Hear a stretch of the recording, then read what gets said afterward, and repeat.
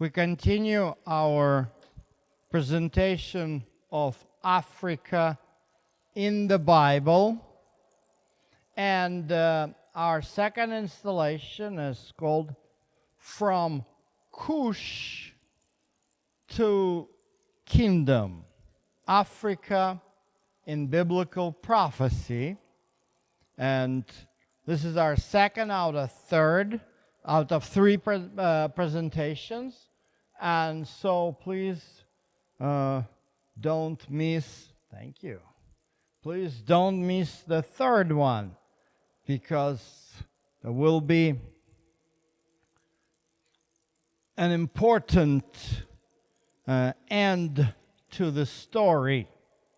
But let's just quickly recap what we discussed last night.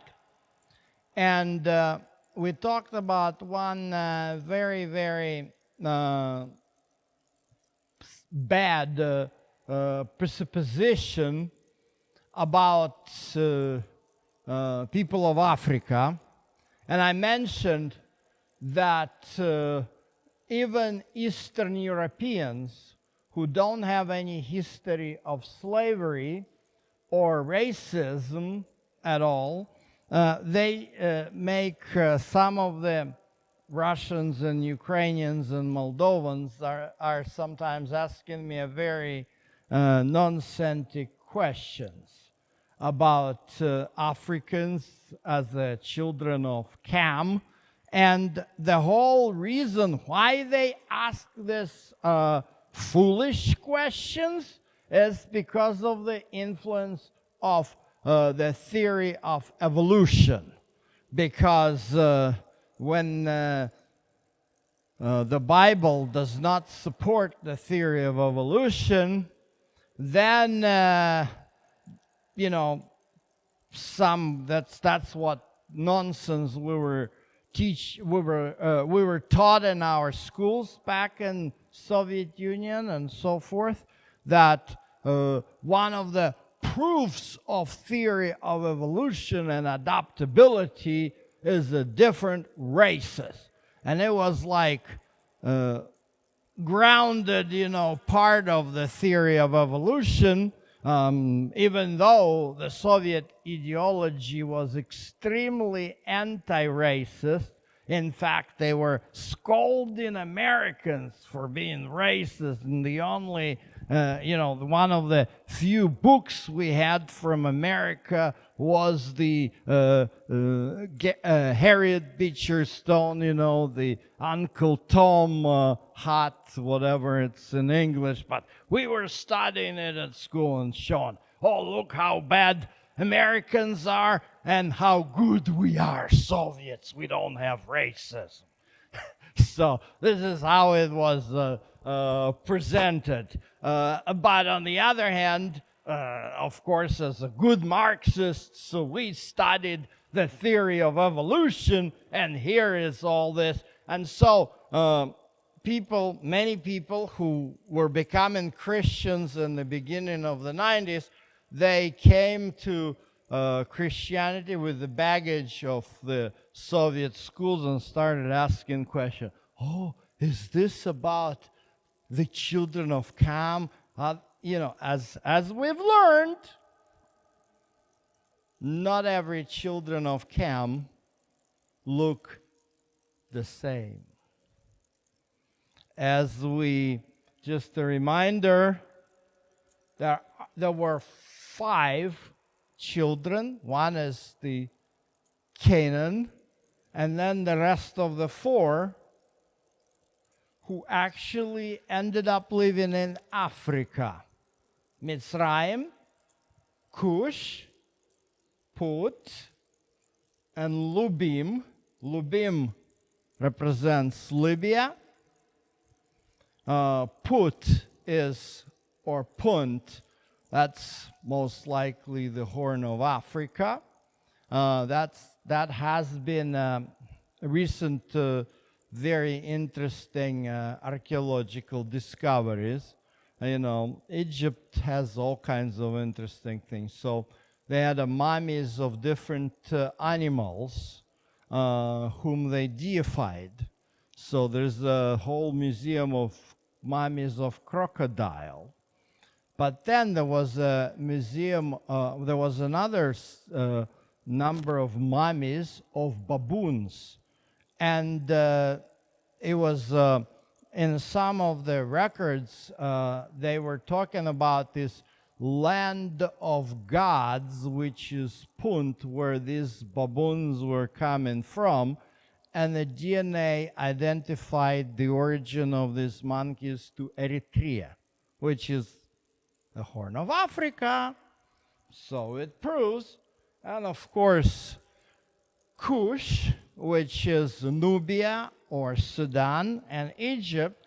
And so, as you can see, not all of them are the same. So that's how today, the typical pictures of the portraits of Libyans, Egyptians, South Sudanians, and Somalians.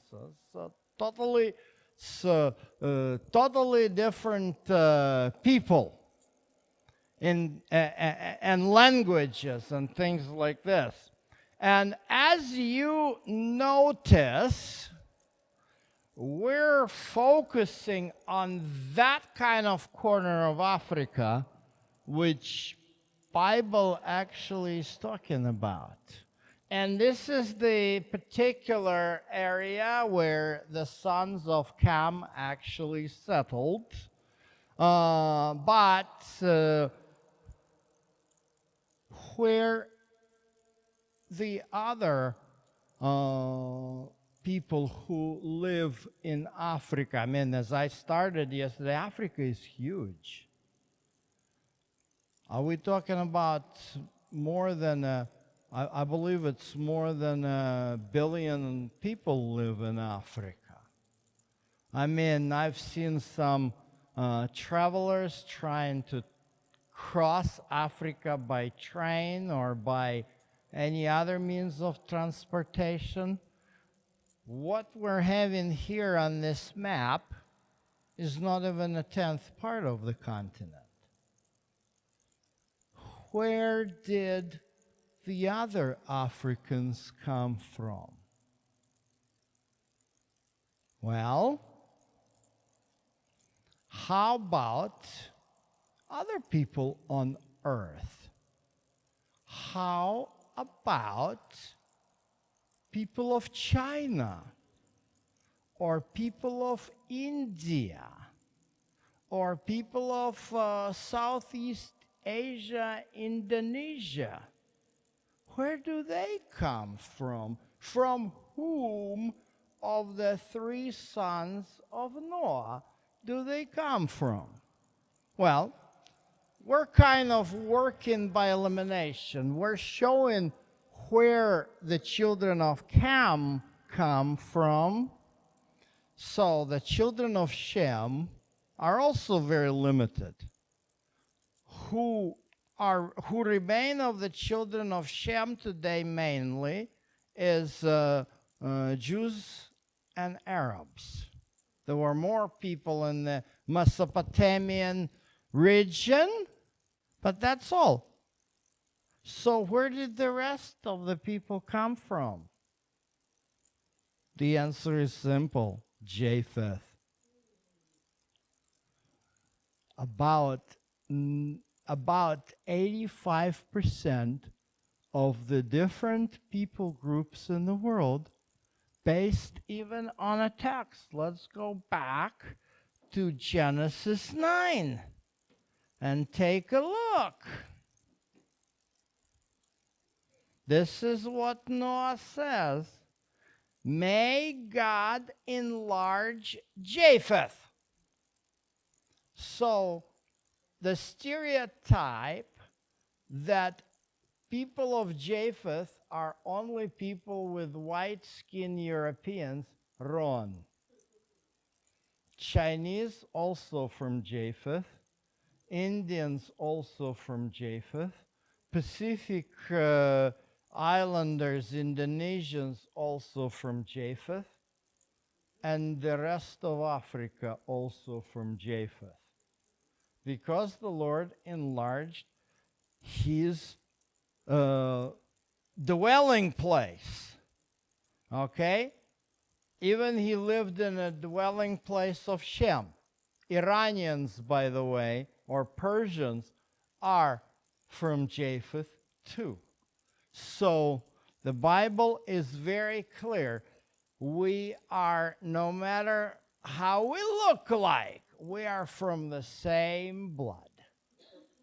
We are from the same blood. As to the curse of Canaan, where it says, servant of servants he shall be to his brethren, and particular, it says here that Canaan be his servant. His means Shem's servant. Let me show you what exactly happened to the Canaanites after, that's what happened, God gave it to this land to the children of Abraham, who is the descendant of Shem, and the descendant of Abraham, very famous descendant, King Solomon. We're going to talk a lot about him today. So King Solomon, this is what happened. Let's go with me to 1 Kings chapter 9 and verse 20. And it says, the people who were left of the Amorites, Hittites, Perizzites, and Hivites, and Jebusites, and that's exactly in Genesis chapter 10. These are the names of the children of Canaan. So they fit. Who were not the children of Israel. Why are they mentioned here? Because, Rahab, she was a Canaanite woman, but all her clan dwells among Israel. They accepted the Lord. So those who have not accepted the Lord and remain pagan idol worshippers with their practices, that is their descendants who were left in the land after them, whom the children of Israel had not been able to destroy completely. From these Solomon raised forced labor, as it is to this day. He made them indentured servants, basically, indentured servitude. So this has nothing to do with history of Africa, period. It can be a justification, there is no way the text, which unfortunately been speculated by some Christian theologians, this text about the curse of Cam, it's not related to all other children. It's not related at all. So this text cannot be applied to provide moral justification of the acts of enslavement of African people by European colonizers of the 18th, 17th centuries. Can't use it. So let's talk a little more about Africa. And now we are in the second section of the Old Testament known as the prophets. And the book of Kings, we're going to refer a lot, including the book of Isaiah too. These are the prophets. That's part of the prophets. The book of Kings, first and second, were compiled by prophet Jeremiah and his faithful servant Baruch. So, if you go one day with me to Egypt, we're going to travel through a lot of these type of tombs. And boy, what's amazing in those tombs, I don't know how these Egyptians were able to make the ink and the dye so long-lasting that I've never seen such a colors on those drawings. It's just amazing. And these colors help us to prove the point that there was a huge genetic diversity among the early descendants of the three sons of Noah. And so our understanding of genetics today, that a certain type of genes prevail, and the children of a mixed marriages will be always darker. It didn't work in the ancient days. It didn't work. At least the children of Cam were very diverse. Look at the Egyptians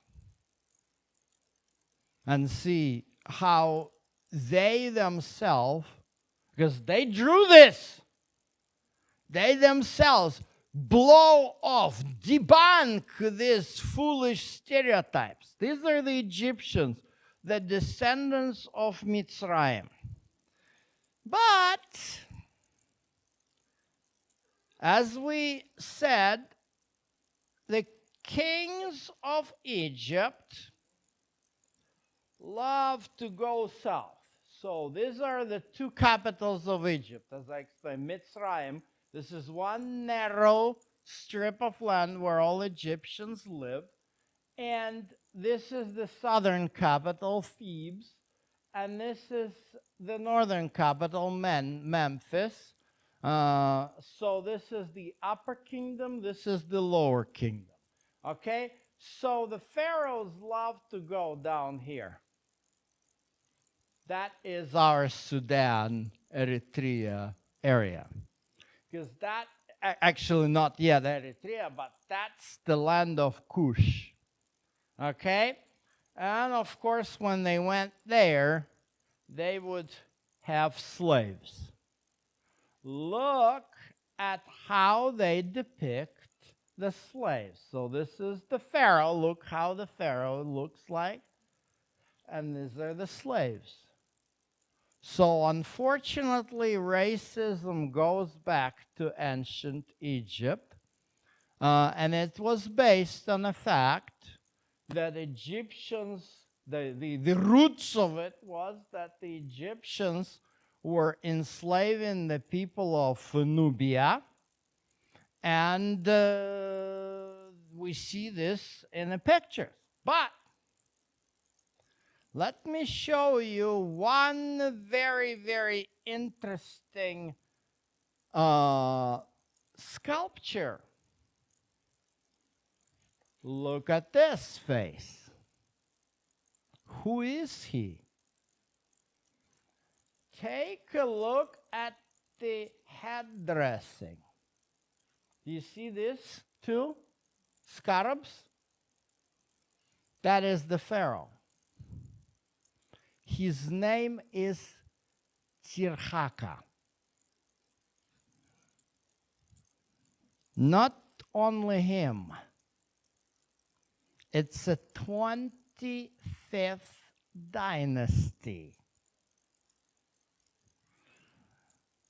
Tantamani, Taharka, also known as Tirhaka, Shenkamani-Sken, and another Tantamani, Aspelta, Anlamani, And again, Senkamani scan. British Museum. The African pharaohs of Egypt. So in 747, the king of what, of course, when we talk about Cush in English Bibles, you're going to see Ethiopia. But that's Cush. So the king Tantamani, here is a short history, became the first pharaoh of Egypt. They have now some of the Egyptian names. So he invaded and unified Egypt and established his dynasty there. So the residents of Cush were not always inferior, as we learn, typically. So 25th dynasty was there. So they were able to come from down here, take over first Thebes, and then take over Memphis. And this is the kingdom. The capital of Cush is Napata. That's down, it's south of Khartoum. So it's a southern Sudan. So this is something very interesting because the Bible mentions King Tirhaka. How? Well, Isaiah chapter 37, as well as the book 2 Kings chapter 19, they describe a very, very difficult time for the kingdom of Judea. It happened during the reign of the king Hezekiah. And do you remember what kind of king was Hezekiah? Was he the righteous king or the wicked king? He was righteous. So, nevertheless, Assyrian king Sennacherib came and fought against Judea, captured all its towns except Jerusalem, and they laid siege around Jerusalem. So eventually the story ends with the miraculous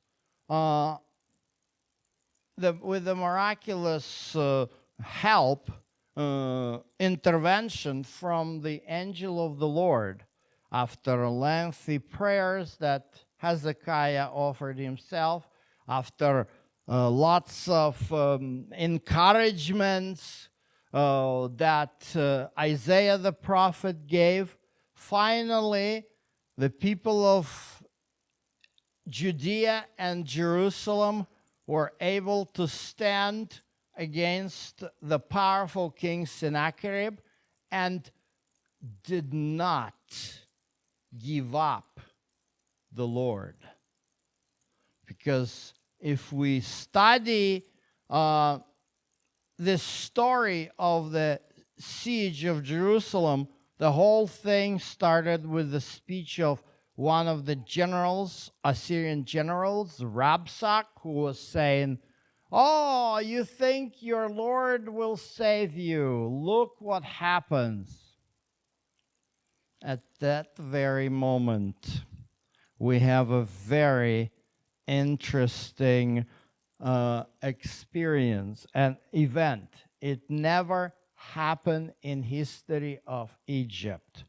But it says here, "And the king heard concerning Tirhaka, king of Ethiopia, has come out to make war with you," with Sennacherib.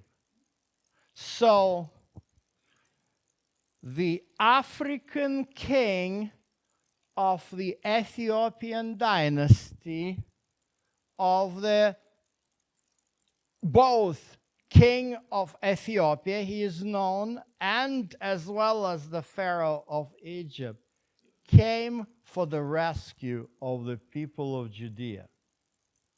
That was a very interesting statement and very interesting fact. But why was it happening?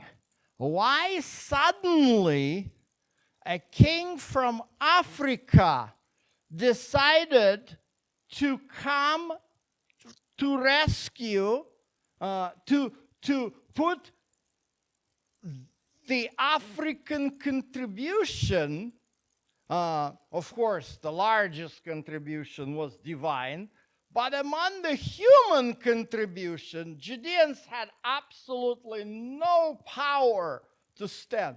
And so what happened, the army of Tirhaka entered Sinai Peninsula, attacked Sennacherib's forces from the south, and so one of the army, the Rabshak army, was besieging Jerusalem, and Sennacherib's army was besieging Gezer and Lachish.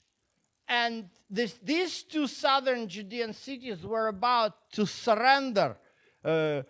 My good friend, a famous archaeologist from Southern Adventist University, Dr. Michael Hazel, gave us interviews showing this kind of sling stones and other things they were digging out from around Lachish, which prove the serious battles and encounters between the defenders of Lachish, who were not very numerous, and the Assyrian troops of Sennacherib. And so, while Tirhaka didn't save, actually, his actions were not saving Jerusalem, but they saved Lachish and Gezer, because Sennacherib left, half of the Assyrian army went further south to fight Tirhaka, and they lost that battle.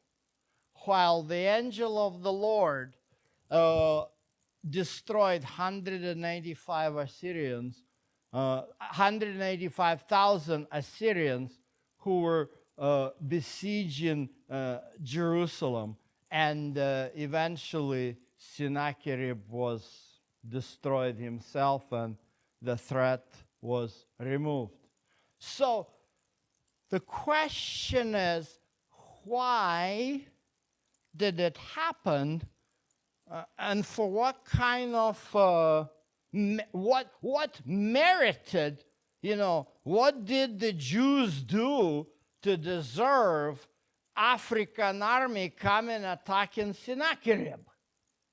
Well, let's take a look at some of the interesting historical facts about King Solomon. So we hear a lot about King Solomon becoming the son-in-law to the Egyptian Pharaoh. It was, and of course, don't confuse. We're talking Isaiah's story, Hezekiah. This is the 8th century, 7th century BC. So that's where the Africans were pharaohs in Egypt. But Solomon is way before that. So let's not forget it. Okay? So, but what did Solomon also do? So let's take a look at 1 Kings chapter 9. And let's take a look at verse 26. This is the story of King Solomon when Solomonic kingdom was at its peak of economic might.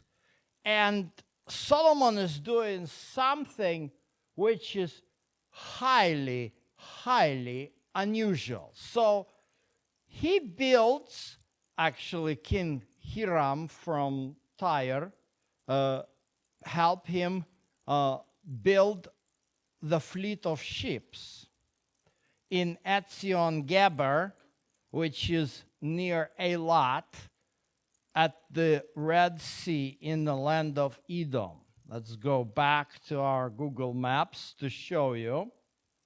So this is Eilat right here. So again, this is actually not even the territory of Israel. This is the territory of Edom, but Solomon is using Eilat as a port. One important factor, Israelites are extremely afraid of water. They're not swimmers. They don't know how to build ships. So Phoenicians up from here, see, this is Lebanon, right? Look at, here's the desert, and here's common green. So you have to build, Egyptians built their ships from papyrus. Israel doesn't have papyrus or reeds at all. So Phoenicians right here, and here's the city of Tyre right here. They built their ships out of cedar wood. That one is strong. It's not going to rot. That's why they were able, Phoenicians were able to conquer all Mediterranean, all the North Africa. See Tunisia here, right? Tunis, that's the city of Carthage. That is Phoenician colony. This is island of Cyprus. That's Phoenician colony. This is what's known today as Barcelona, Spain. Used to be Tarshish. So that's where Jonah had to go all the way. That's where he was running. I'll do a separate sermon on the book of Jonah. When you see the geography, you realize much more. Let's keep focusing on Africa. So, then Hiram sent his servants with the fleet seamen who knew the sea to work with the servants of Solomon. So, Israelites began to take seamanship lessons, okay? And they went to Ophir, acquired 420 talents of gold from there, and brought it to King Solomon. What's that? Okay, let's keep reading. Here is another continuation of the story of this ship. So let's go to chapter 10, verse 11. So also ships of Hiram, which brought gold from Ophir, brought great quantities of almug wood and precious stones from Ophir. What in the world is Ophir? Let's find it. So, here is Eilat. Here is the Red Sea. So here is our Cush. Here is our Punt. Here is our Ophir.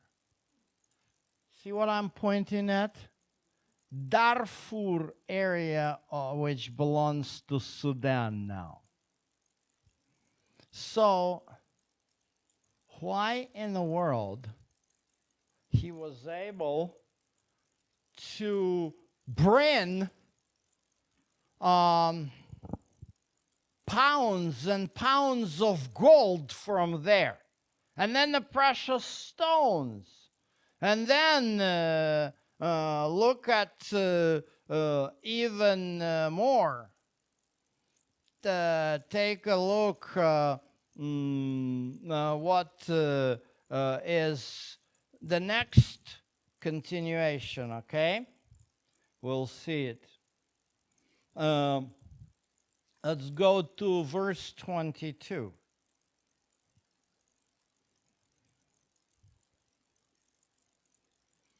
So the king had merchant ships at sea with fleet of Hiram. Once every 3 years, the merchant ships, so it's kind of every verse gives us more details about especially effective trade which King Solomon had with Africa. So these ships came bringing gold, silver, ivory, apes, and monkeys. Okay. So why is it so important? Two things. Number one, let's go back to Ophir. What do we know about this region, even looking at its landscape from the satellite map?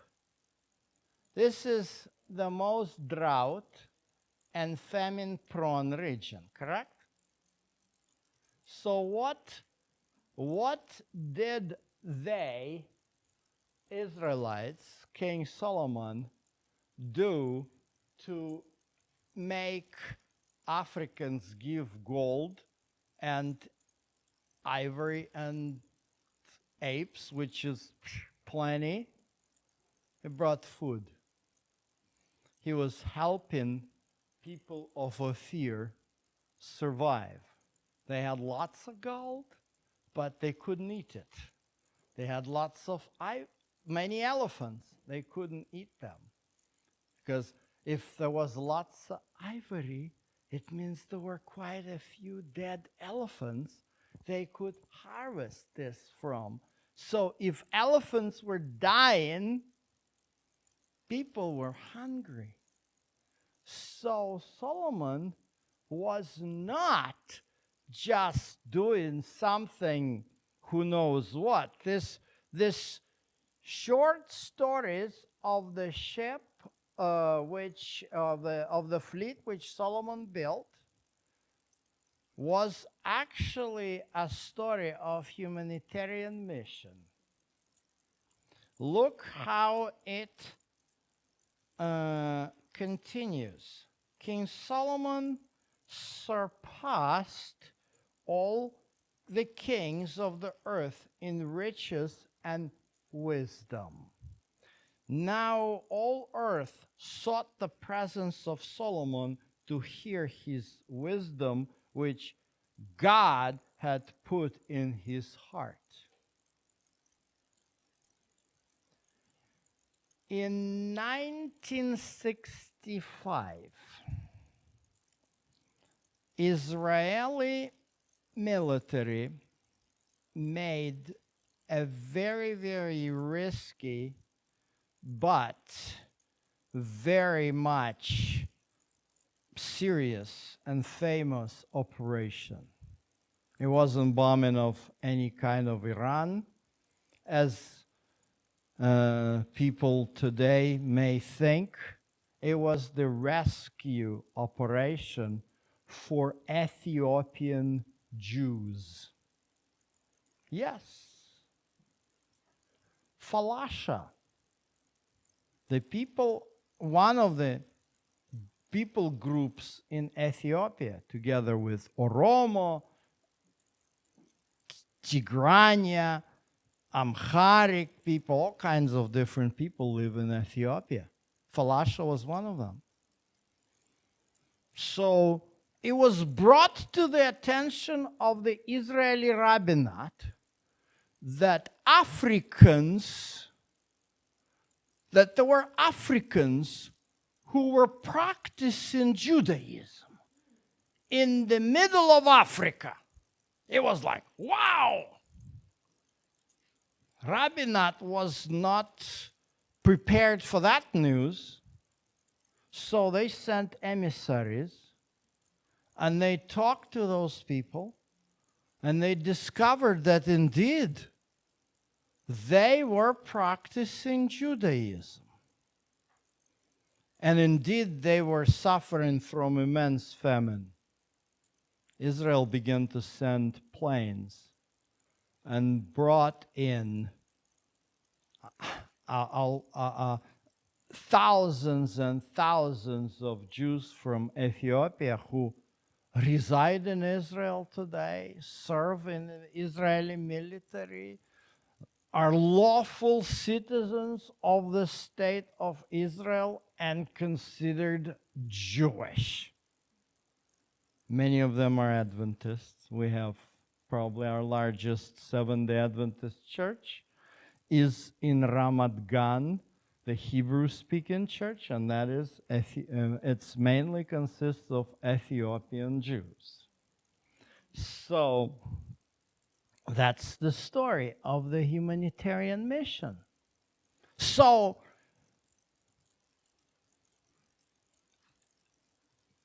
next presentation we'll be talking about the famous Ethiopian eunuch and Philip.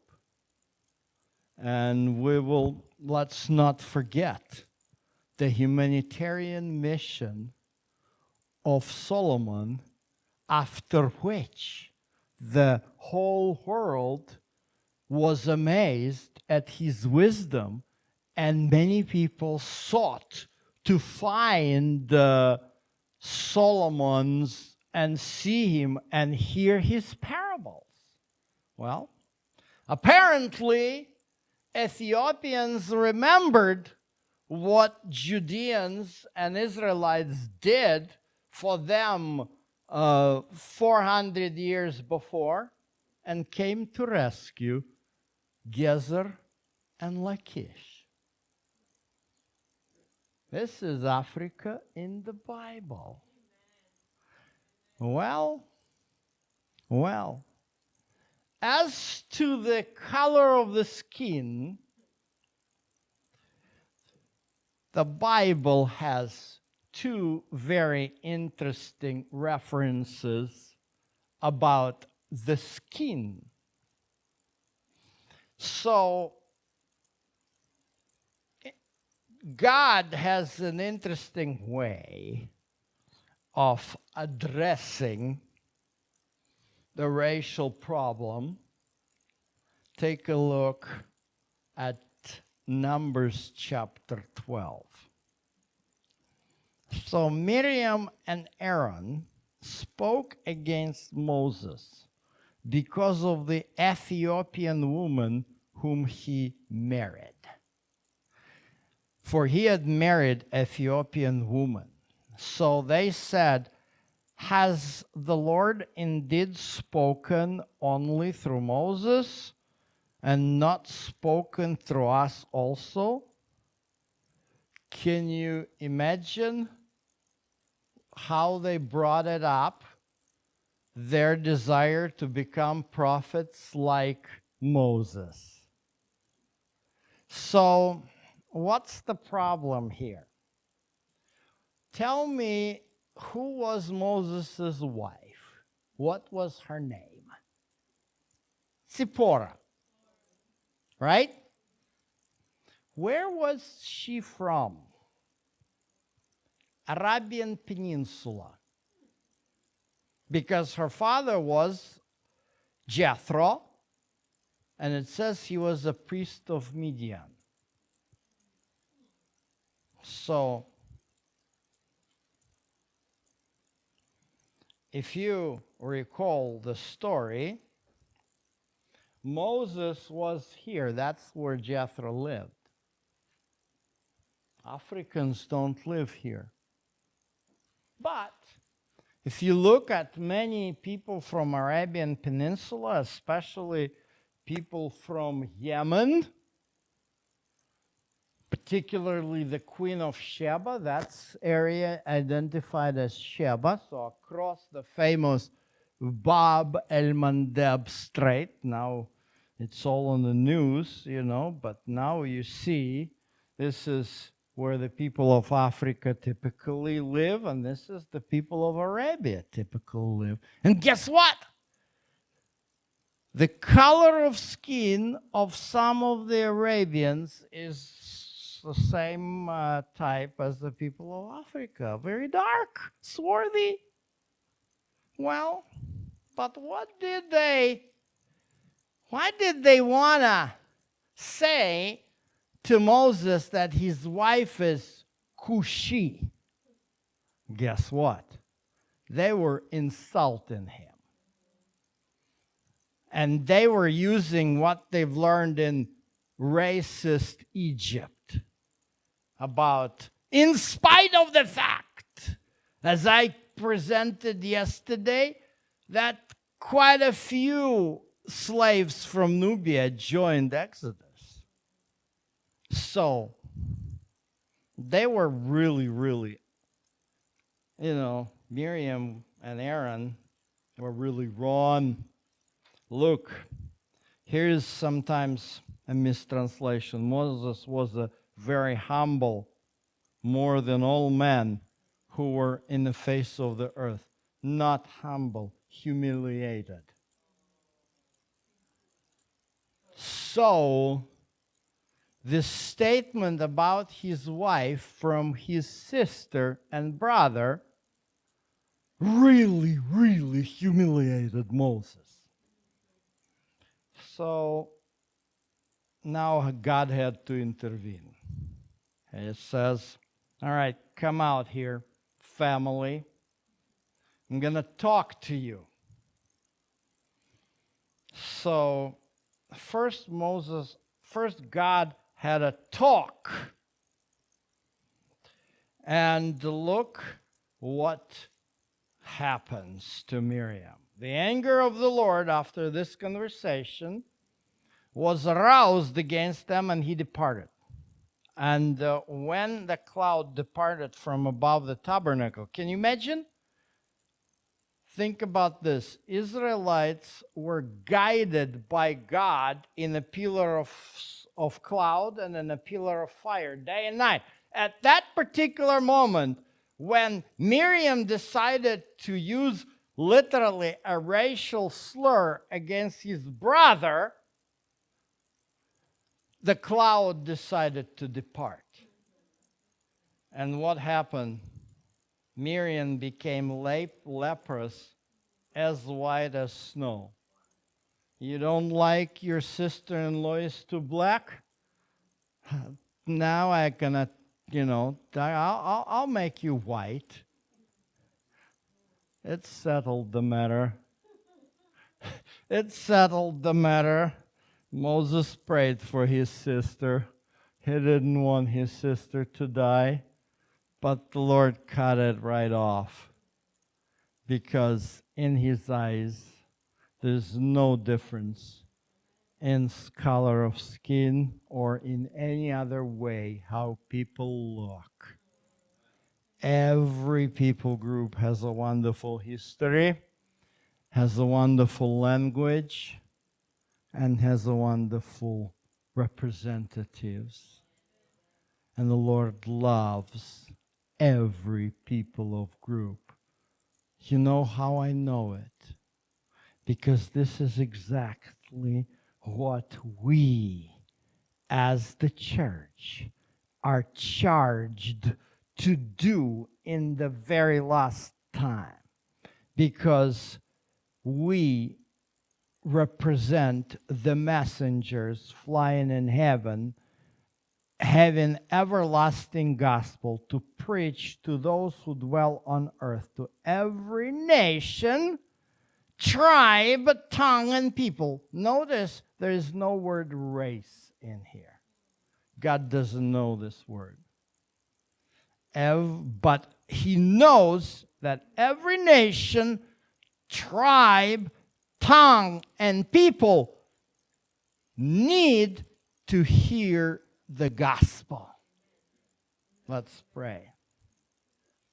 Heavenly Father, help us to realize that all of us, regardless of how we look, are absolutely dear in your eyes. You've saved Noah and his family, 8 people, and you made the population of the earth, diverse as it is, from these 3 brothers, sons of Noah, sons of Adam. We're all your sons and daughters, and we're all part of your people of Israel, being adopted through the blood of Jesus. Amen.